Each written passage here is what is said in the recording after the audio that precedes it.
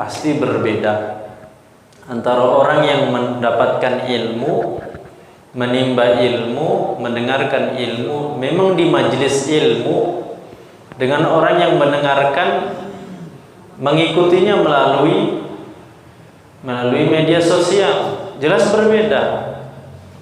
Kalau kita yang ada dalam kesempatan seperti ini di majelis ilmu, ada jaminan, ada kabar gembira yang sering kita sampaikan. Apa kata Rasulullah SAW? Majtama'a qaumun fi baitin min buyutillah yatluna kitaballah wa yatadarasunahu illa nazalat alaihimus sakinah wa ghasyiyatuhumur rahmah wa haffathumul malaikatu wa dzakarahumullahu fi man indah. Bedanya kata Rasulullah SAW, orang yang hadir di majelis ilmu, di pengajian itu tidaklah berkumpul satu kaum, sekelompok orang di salah satu rumah Allah Subhanahu wa taala kemudian mengkaji, membahas ayat-ayat Allah Subhanahu wa taala yang ada di dalam Al-Qur'an, tentunya juga hadis-hadis Rasulullah sallallahu alaihi wasallam. Melainkan kata Rasulullah SAW, nazalat alaihimus sakinah, kelebihannya Allah akan turunkan kepada orang yang hadir itu as-sakinah, ketentraman, ketenangan di dalam batin. Wa ghasyiyatuhumur rahmah, dicurahkan kepada orang yang hadir itu kasih sayang Allah Subhanahu wa taala. Wa hafathumul malaika, akan dilindungi, dinaungi oleh para malaikat. Ada malaikat-malaikat khusus yang diperintahkan oleh Allah mencari majlis-majlis zikir. Maksudnya majlis-majlis zikir itu adalah majlis-majlis pengajian. Malaikat tadi ditugaskan mencari itu, kemudian menaungi, membentangkan sayapnya, menaungi orang-orang yang hadir di situ. Seandainya malaikat-malaikat itu keberadaannya di tengah-tengah majelis ilmu itu diperlihatkan oleh Allah kepada orang yang ada di majelis ilmu, mungkin orang akan berbondong-bondong berebut untuk hadir di majelis itu. Bapak Ibu rahmati Allah Subhanahu wa taala, ketika saya membaca penjelasan hadis Jibril, hadis yang cukup terkenal, dalam hadis Jibril itu Rasulullah sallallahu alaihi wasallam sedang berada bersama para sahabat.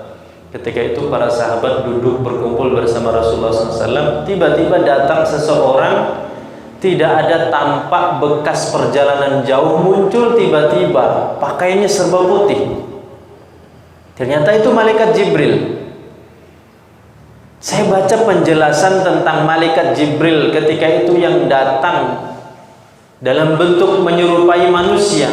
Karena memang malaikat diberikan kemampuan oleh Allah Subhanahu wa taala menyerupai manusia.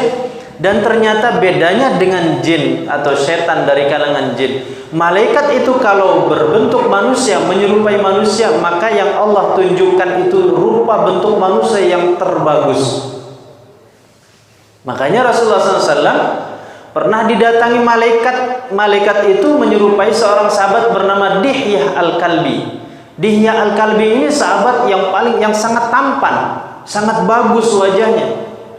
Jadi itu kalau malaikat datang berubah wujud menjadi manusia, maka yang ditampilkan, yang diperlihatkan itu manusia yang terbaik, yang tertampan. Beda dengan setan, jin dari kalangan setan. Seandainya oleh Allah Subhanahu wa taala ditampakkan wujudnya, wujudnya mengerikan. Malaikat-malaikat tadi yang menghadiri majelis-majelis ilmu diperintahkan oleh Allah, ada yang tugasnya khusus untuk mencari majelis ilmu. Setelah mereka dapatkan majelis ilmu, diperintahkan untuk membentangkan sayapnya, menaungi, melindungi.